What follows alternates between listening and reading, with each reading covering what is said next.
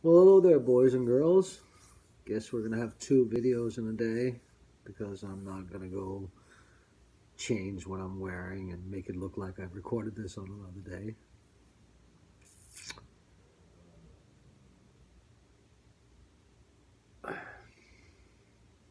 This is a hard subject to deal with in this cancel culture and in a culture where we see racism and bigotry everywhere, no matter what. And the reason I want to talk about this, or I've been thinking about this, is because Trump right now is owning the left again by using the term the China virus. That, of course, has some of the worst of the woke element um, up in arms.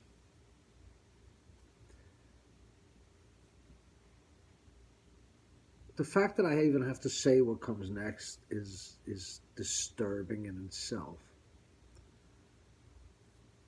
But if you're the type of American or person that believes that our Asian American brothers are infected with the disease or that they brought it here or that it's their fault, please do humanity a favor.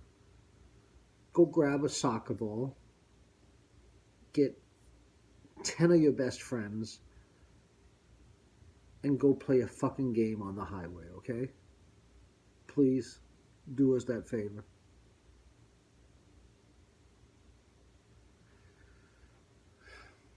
That doesn't change the fact that we have to do. I know. Let's grab this by the balls right away. I know there are conspiracy theories out there. Either it was, you know, Bill Gates and what's that billionaire boogeyman on the right?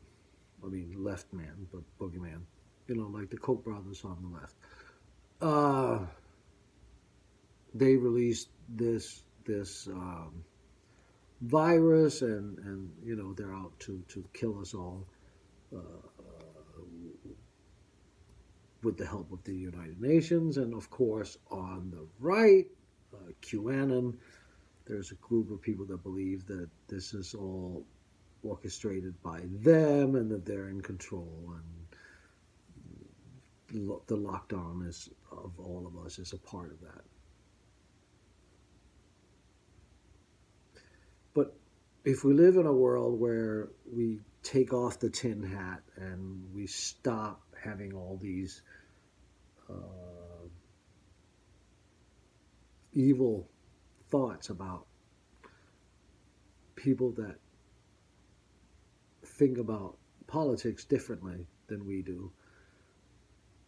And if it is true, as I have come to understood, that the COVID-19 virus originated in Wuhan, China, and that it happened because of the way that food is consumed, meat is consumed and handled, so called wet markets. I don't know this for a fact. It was a very sobering, I think it was 1441 podcast on Joe Rogan with an expert. And what I heard on that podcast seemed reasonable to me.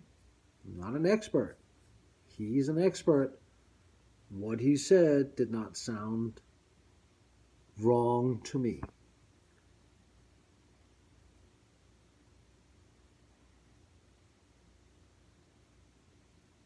So what do we do? We have these nation states. We're not allowed to go in and tell each other what to do. Can that continue? maybe not, let's not look at China. Let's look at South America for a second. The nation states prohibits us to go in and tell Brazil to stop cutting down the rainforest. But them cutting down the rainforest in order to keep a GDP, in order to keep their people employed, in order to make money, benefits them in the short run, hurts the world in the long run. Should they be able to do that because they have drawn some arbitrary lines over time and call themselves Brazil?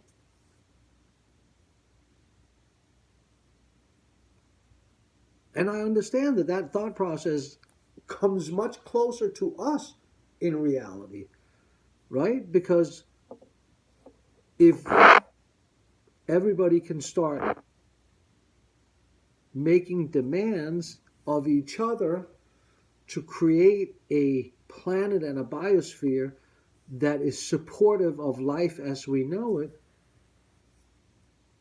then the consumerism of Western societies have to be looked at and has to be dealt with. The wars, the decades of wars, a military that consumes and burns fossil fuels like it's going out of style, has to be looked at. With all of this,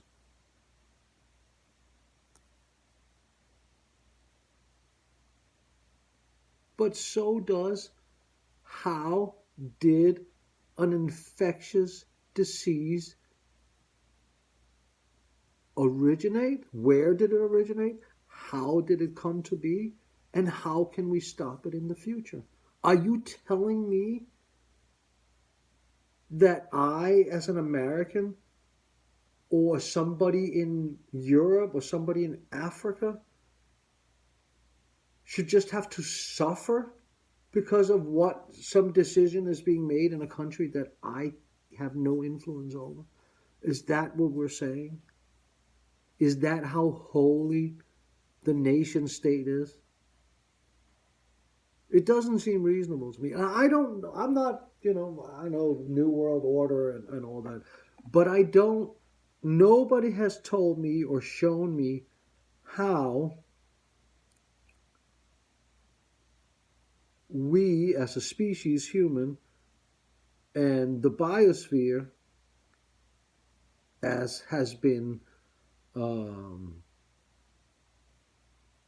biosphere that's been good to us, that kind of biosphere, can survive if we don't have a conversation with a world population as big as it is now about the sovereignty of the nation state. Should Brazil, without any responsibility to future generations of the planet, not just the people of Brazil, but of the planet, should they be allowed to continue to cut down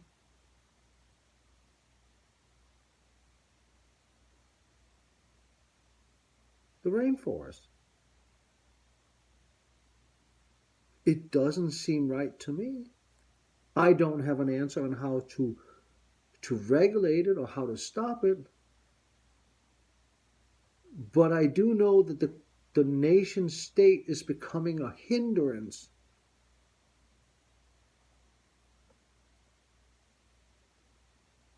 to humanity, to the preservation of the humankind. The nation state is becoming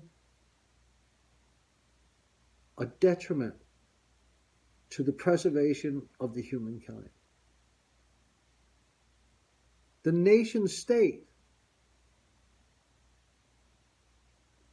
is making it hard to deal with climate change. The nation state is making it hard to deal with war.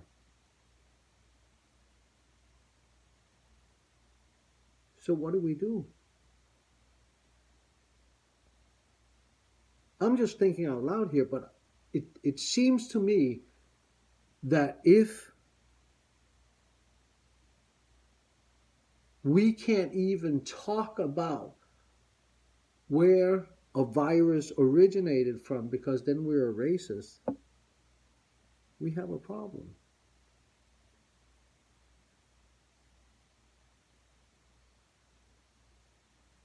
Because if we can't talk about where it came from, we can't talk about how it came to be. Because then that is going to become racist or bigoted.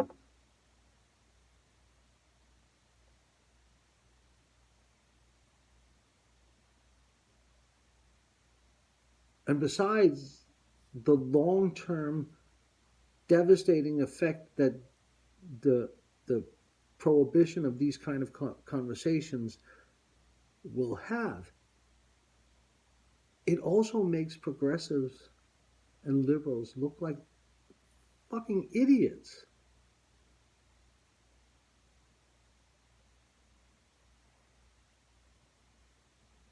We look silly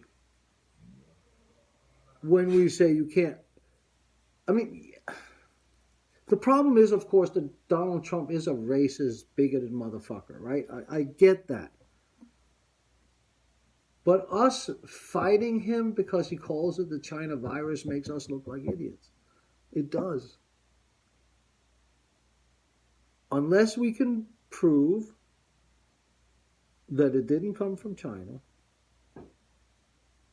then it doesn't make any sense not to call it the Chinese virus, especially if a counter narrative is being perpetrated right now on the rest of the world.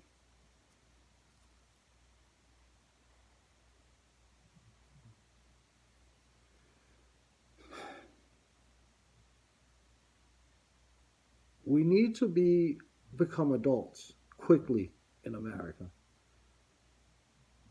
We need to be able to have complex, nuanced conversations about a myriad of subjects, or we're never going to get anywhere.